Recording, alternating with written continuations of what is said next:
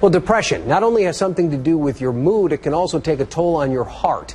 A new study finds women younger than 55 are more likely to have a heart attack and die if they are clinically depressed. And Dr. Denise Dietz, a cardiologist at Chippenham and Johnston Willis Hospital, is here to talk to us about the study. Dr. Dietz, thank you for being here. Thanks for having me. This is obviously something in particular because it affects younger women that probably raises our awareness. Explain to me what the roots of the study are.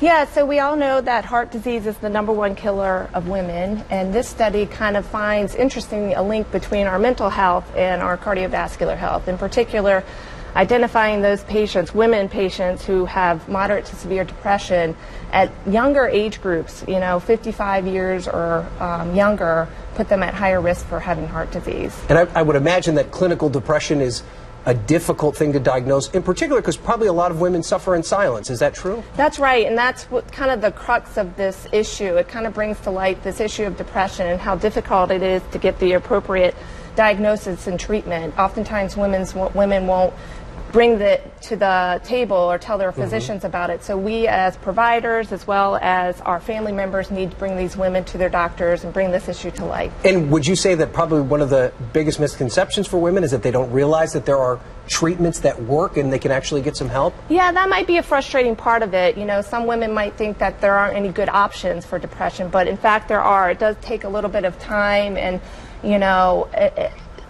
investigation, but with counseling and medication, there are some good solutions and treatments for clinical depression. And obviously there's now an even more important reason to do this, aside from just your overall mood. This has longer health term effects. Yeah, we were always suspicious that our mental health affects our physical health, and this study that was recently published adds validity to that our mind affects our physical health, and we need to be more tuned into our mental health to be overall more health conscious. All right, great. Dr. Dietz, that's really good advice. Thank you so much for being here. Thank you.